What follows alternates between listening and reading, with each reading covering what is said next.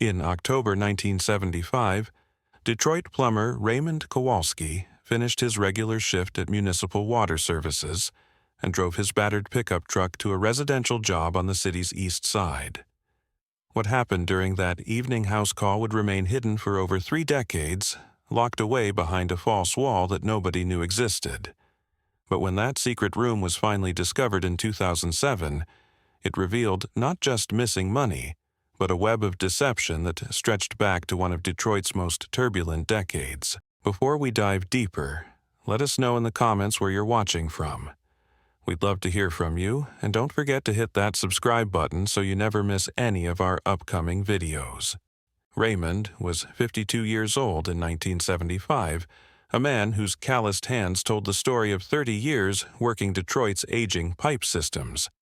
He lived alone in a modest brick house on Gratiot Avenue, having never married, dedicating his life entirely to his craft. Neighbors described him as methodical and reliable, the kind of person who kept his lawn trimmed and his truck maintained, even as the city around him struggled with economic decline. His reputation for quality work had earned him steady side jobs throughout the residential neighborhoods surrounding the automotive plants. Property owners trusted Raymond with their plumbing emergencies, knowing he would arrive promptly and complete repairs without cutting corners. These evening and weekend jobs supplemented his municipal salary, allowing him to save money in an era when many Detroit workers faced layoffs and uncertainty. On this particular October evening, Raymond received a call from Mrs. Eleanor Hutchins, an elderly widow who lived in a 2-story colonial home built in the 1920s. She reported persistent water pressure problems in her upstairs bathroom, explaining that previous repair attempts had failed to resolve the issue. Raymond agreed to examine the system after his regular shift ended at 4:30. Mrs. Hutchins had inherited the house from her late husband, a former Ford assembly supervisor who had purchased the property during Detroit's prosperous post-war years. The home featured original hardwood floors, ornate molding, and a basement workshop that her husband had used for woodworking projects. She lived there alone, relying on Social Security payments and occasional help from a nephew who visited monthly to assist with yard maintenance and household repairs. Raymond arrived at the Hutchins residence at approximately 6 o'clock, carrying his standard toolkit and wearing his work clothes from the municipal job. Mrs. Hutchins greeted him at the front door and explained the water pressure issues in detail, mentioning that the problem seemed to worsen during evening hours when neighborhood usage increased. She led him upstairs to the affected bathroom, pointing out the weak flow from both the shower and sink fixtures. After examining the visible plumbing, Raymond determined that the issue likely originated in the main supply line running through the basement. He requested access to the lower level, and Mrs. Hutchins provided him with a flashlight and keys to the basement workshop. She mentioned that her husband had installed additional lighting in certain areas, but some sections remained poorly illuminated. The basement contained typical residential utilities: a furnace, water heater, electrical panel, and the deceased husband's woodworking bench with hand tools still arranged on pegboard walls. Raymond located the main water line and began tracing its path through the foundation, checking for obvious restrictions or damage. The pipe system appeared standard for a home of that era, with copper lines replacing original galvanized steel in most areas. However, as Raymond worked deeper into the basement, examining connections behind the furnace, he discovered something unusual. A section of the foundation wall appeared different from the surrounding masonry. The mortar looked newer, and the brick seemed slightly misaligned compared to the original construction. When he tapped the wall with his wrench handle, the sound indicated a hollow space behind the masonry. Raymond called upstairs to Mrs. Hutchins, asking about renovations or repairs that might explain the wall variation. She descended to the basement and examined the area he indicated, expressing confusion about the discrepancy. According to her recollection, her husband had never mentioned any structural modifications to that section of the foundation. The wall appeared solid and permanent, showing no obvious signs of recent construction. Curiosity overcoming his usual professional boundaries, Raymond suggested they investigate further. Mrs. Hutchins agreed, intrigued by the possibility that her late husband had created some kind of storage space without informing her. Raymond carefully examined the mortar joints, identifying areas where the material appeared softer and more recent than the surrounding masonry. Using tools from the workshop, Raymond began carefully removing mortar from selected joints. The material crumbled more easily than expected, confirming his suspicion that this section had been constructed or modified separately from the original foundation work. As he removed several bricks, a dark opening became visible behind the false wall. Mrs. Hutchins retrieved a more powerful flashlight from upstairs, and Raymond enlarged the opening enough to examine the hidden space. The beam revealed a small room, approximately 6 feet wide and 4 feet deep, carved into the earth behind the foundation. Wooden support beams prevented collapse, and the floor appeared to be packed dirt covered with wooden planks. The most striking discovery was not the room itself, but its contents. Multiple canvas bags sat arranged against the back wall, each one bulging with what appeared to be paper currency. Raymond counted 6 bags total, each one secured with rope and bearing handwritten labels with dates spanning from 1968 to 1974. The money appeared to be bundled in standard bank wrapping, suggesting large denominations organized systematically. Mrs. Hutchins stared at the discovery in complete bewilderment. She insisted that her husband had never mentioned any hidden savings or emergency funds. Their financial situation had always appeared modest, with her husband working steady factory shifts and managing household expenses carefully. The presence of such substantial cash reserves contradicted everything she believed about their financial circumstances. Raymond helped Mrs. Hutchins retrieve the bags from the hidden room, carrying them upstairs to the kitchen table for examination. Each bag contained approximately the same amount of currency, primarily $20 and $50 bills bundled in bank straps. The labels indicated systematic deposits over a 6-year period, with the most recent bag dated just 3 months before Mr. Hutchins' death in early 1975. As they counted the money, the total reached an astonishing $270,000. Mrs. Hutchins sat in shocked silence, unable to comprehend how her husband had accumulated such wealth without her knowledge. Raymond suggested contacting authorities, but Mrs. Hutchins hesitated, uncertain about the legal implications of discovering undisclosed assets. The money raised immediate questions about its origin. Mr. Hutchins's factory wages, even with overtime, could not have generated such savings without severe lifestyle restrictions that Mrs. Hutchins had never experienced.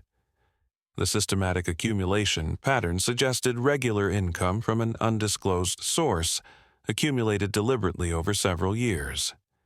Raymond completed the original plumbing repair while Mrs. Hutchins contemplated the discovery. The water pressure issue proved simple to resolve, requiring only adjustment of the main valve and replacement of a corroded fitting. However, the hidden room and its contents overshadowed the routine repair work entirely. Before leaving that evening, Raymond helped Mrs. Hutchins secure the money in a bedroom safe, advising her to consult with a lawyer and accountant before making any decisions about disclosure. He also suggested researching her husband's activities during the years corresponding to the dated bags, looking for any indication of additional income or business ventures. Mrs. Hutchins thanked Raymond for his discretion and requested that he keep the discovery confidential until she determined the appropriate course of action. Raymond agreed, understanding the delicate nature of the situation and the potential complications that might arise from premature disclosure of the hidden assets. What neither Raymond nor Mrs. Hutchins realized that October evening was that the money represented only one piece of a much larger puzzle. The hidden room had protected more than cash during its years behind the false wall, and the systematic dating on those bags would eventually lead investigators down a path that exposed secrets far more complex than simple tax avoidance. The following morning, Raymond arrived at his municipal job carrying the weight of the previous evening's discovery. His supervisor noticed his distracted demeanor during the daily briefing, but Raymond attributed his preoccupation to fatigue from the late house call. Throughout his shift, he found himself replaying the scene in Mrs. Hutchins's basement, wondering about the circumstances that had led to such careful concealment of wealth. Meanwhile, Mrs. Hutchins spent a sleepless night contemplating her husband's secret. She searched through his personal papers, looking for any documentation that might explain the hidden money. His desk contained the usual collection of household bills, insurance policies, and correspondence, but nothing indicated additional income sources or business activities that could account for the substantial cash reserves. 3 days after the discovery, Mrs. Hutchins contacted her nephew, Thomas Brennan, requesting an urgent meeting. Thomas had handled minor financial matters for his aunt since his uncle's death, primarily helping her navigate Social Security paperwork and utility payments. When she explained the basement discovery, Thomas initially expressed disbelief, assuming she had misunderstood or exaggerated the situation.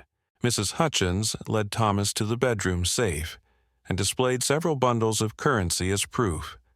The systematic organization and professional bank wrapping convinced Thomas that the money was genuine and significant. He immediately recognized the potential legal complications, particularly regarding tax obligations and estate settlement procedures that had been completed months earlier without knowledge of these assets. Thomas suggested contacting the family's attorney, but Mrs. Hutchins expressed reluctance to involve legal counsel without first understanding the money's origin. She proposed that Thomas conduct discreet inquiries among his uncle's former co-workers and acquaintances, seeking information about any side businesses or additional employment that might explain the accumulation. Over the following weeks, Thomas visited several of his uncle's former colleagues at the Ford plant, where Mr. Hutchins had worked for 28 years. The conversations revealed a consistent pattern of description. Harold Hutchins had been reliable, punctual, and reserved, rarely discussing personal matters with co-workers. None of the men Thomas interviewed recalled Harold mentioning additional income sources or business ventures outside his factory employment. However, one conversation provided an intriguing detail. Robert Martinez, who had worked the same assembly line as Harold for 15 years, mentioned that Harold occasionally left work carrying a small toolkit, similar to equipment used by maintenance workers. When pressed for details, Martinez recalled that Harold explained these tools as necessary for home repair projects, but Martinez had found the explanation somewhat unusual, given Harold's lack of interest in household maintenance topics during workplace conversations. This detail prompted Thomas to examine his uncle's workshop more thoroughly. The basement area contained standard woodworking equipment and hand tools, but Thomas noticed several items that seemed inconsistent with hobby-level activities. Professional-grade measuring instruments, specialized cutting tools, and precision equipment suggested skills and applications beyond simple household repairs or woodworking projects. Thomas discovered a small notebook tucked behind the workbench, containing columns of numbers and abbreviated entries spanning several years. The handwriting matched his uncle's, and the dates corresponded roughly to the periods indicated on the money bags. However, the entries consisted primarily of numerical codes and brief notations that provided no clear indication of their meaning or purpose. The notebook contained references to locations throughout Detroit, identified by street intersections and abbreviated building descriptions. Some entries included time notations, suggesting scheduled appointments or regular activities. A few pages contained sketches of mechanical components, drawn with the precision of someone familiar with industrial equipment and systems. Mrs. Hutchins examined the notebook carefully, recognizing her husband's handwriting but finding the content completely unfamiliar.